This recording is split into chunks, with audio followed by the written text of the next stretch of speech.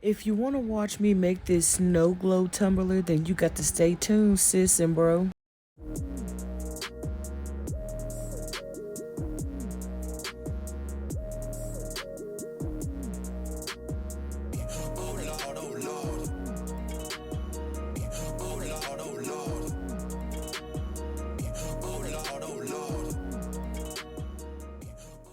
What's up, y'all? It's your girl Wendy, and I'm back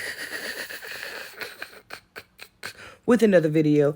If you're new to my channel, please go ahead and consider subscribing to your girl's channel. New videos posted every Tuesday and Thursday, sometimes on Wednesdays, depending on what's going on.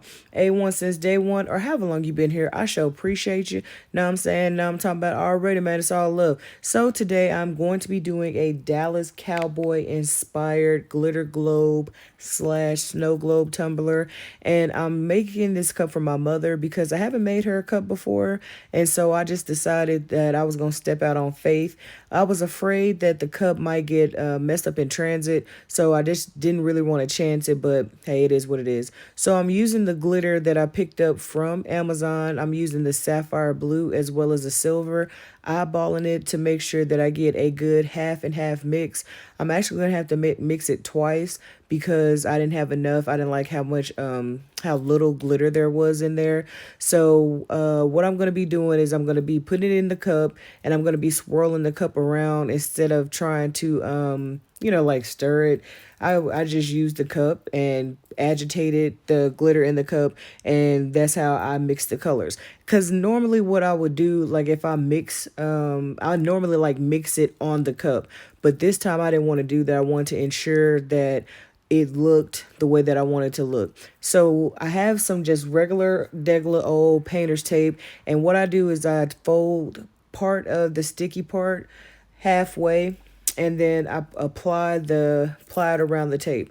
And so if you haven't seen it, it should be in my vlogmas, my first vlogmas video or whatever, about the snow globe tumbler. I do have a new method, and I also like to use tweezers or my weeding tool to put the glitter in.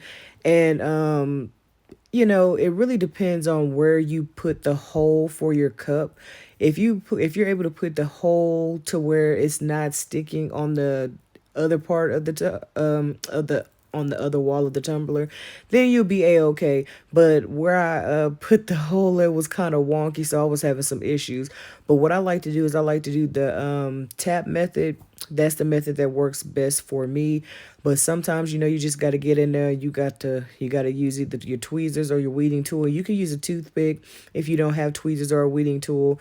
And so, I like to tap very vigorously. Normally what I like to do is I like to put my solution into the cup first. But I was like, this is really like a last minute thing because I had to send my mom some stuff because she had ordered some t-shirts and some hair oil.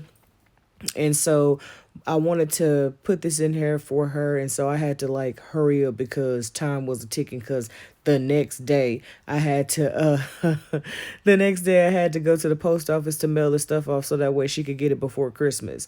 And so, just really ensuring that I get everything in there and get it all in there. And I noticed that some people with the tape, like they'll just tape they'll just tape it around the cup, and then they'll have the sticky part exposed, and then you have glitter sticking to the sticky part. But my thing with that is that you're actually wasting your product if you do it that way. To each his own, whatever floats your boat or finds your lost remote, however you want to do it, that's your business. But, consider the fact that you're a small company, and if you do it that way with the adhesive sticking to it, then you're definitely going to be losing product. And people don't, as for me in my house, we ain't wasting no product because I use my own coins to support this channel. You know what I'm saying? I'm talking about, so and so I put the last bit of the glitter in there. It's going in there pretty smooth, and I like to when I'm recording these for you guys, I like to have it to where the glitter is seen through the camera. where the glitter is seen, so that way you guys are able to see what I see.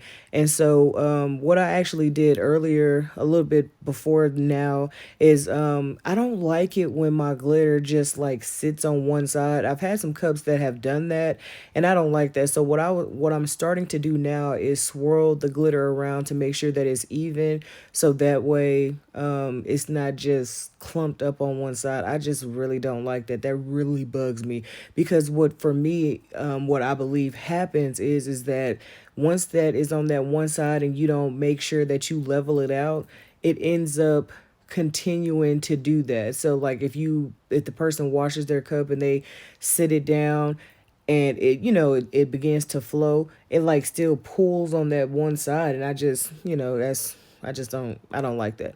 So go ahead and watch this part where I am inserting the glitter or filling the cup up with glitter, and then I will meet you on the next frames.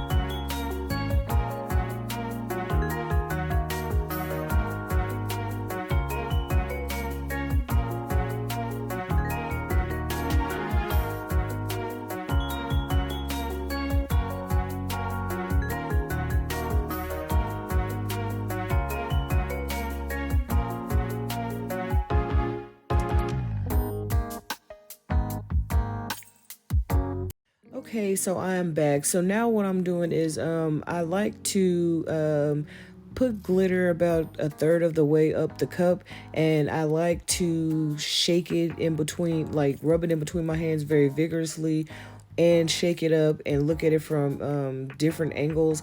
And I'm doing that now because I want to ensure that the cup looks the way that I want it to look.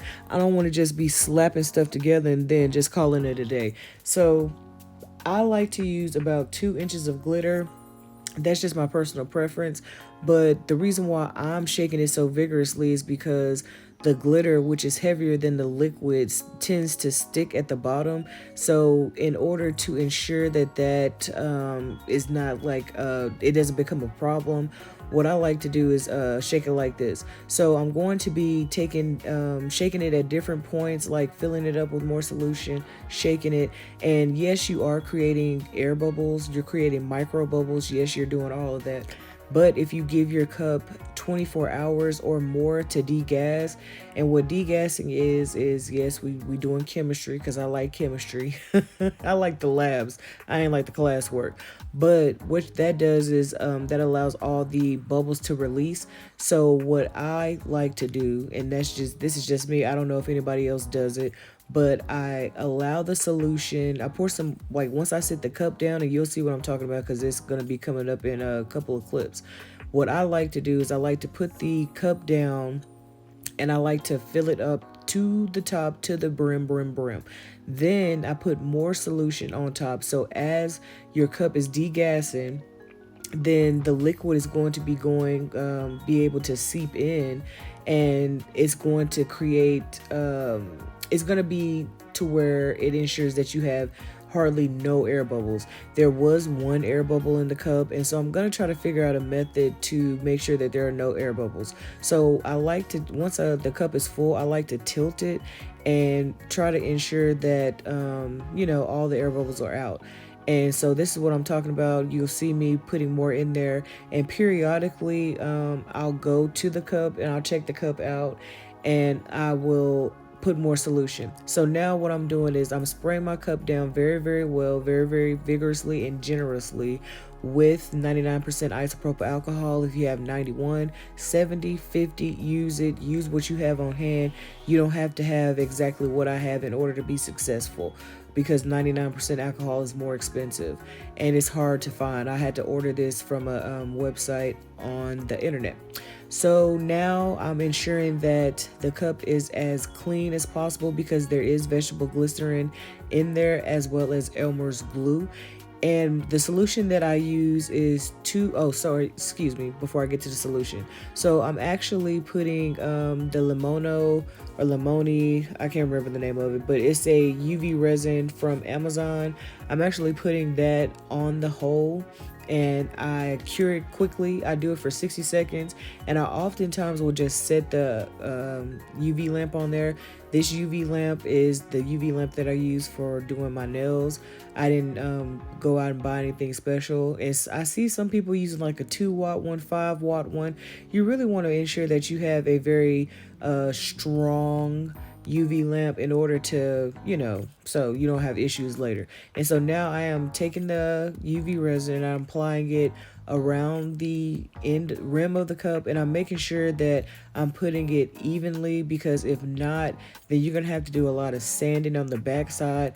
For this cup, I had to hardly do any sanding because I applied it so well. So there is not a picture, there is not video of me sanding this cup, because I didn't need to do so. But there is going to be a video with this pink cup that you see. This pink cup is bad. That pink is screaming, honey.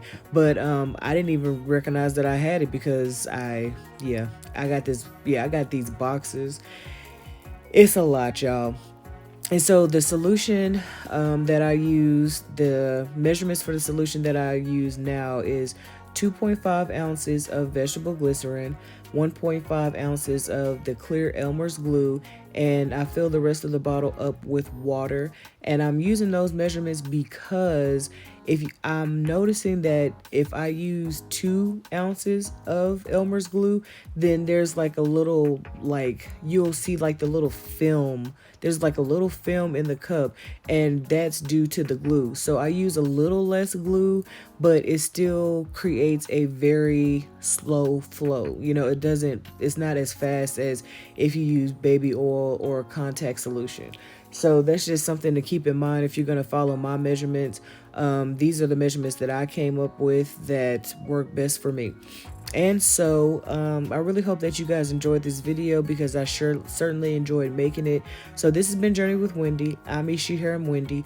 New videos posted every Tuesday and Thursday, sometimes on Wednesdays, depending on what's going on.